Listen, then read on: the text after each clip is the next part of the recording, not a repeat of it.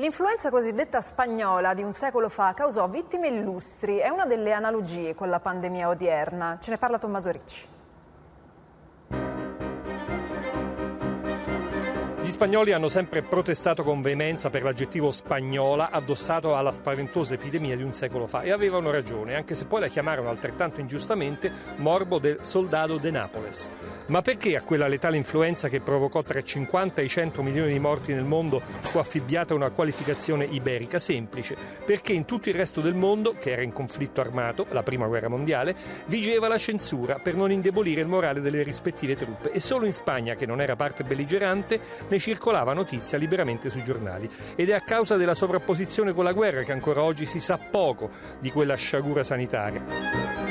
Laura Spinney l'ha raccontata nel suo libro e ci ricorda anche che come oggi, rammentiamo Luis Sepúlveda, Lucia Bosé, Vittorio Grigotti, anche allora morirono di influenza persone famose, come il poeta Guillaume Apollinaire, il sociologo Max Weber, il pittore Egon Schiele, sopravvissero, benché contagiati, il Mahatma Gandhi e Ezra Pound. Altre analogie con allora emergono dalle immagini, le agognate mascherine, gli ospedali sovraffollati e l'uso di ambienti più vasti per i ricoveri, le disposizioni delle autorità. L'umanità ne uscì migliorata, ma a giudicare da quel che avvenne 10 anni dopo con la devastante crisi economica e dopo ancora con l'avvento dei totalitarismi, c'è da credere che le sofferenze patite per la spagnola, censurata dalla stampa, furono presto dimenticate anche nei cuori.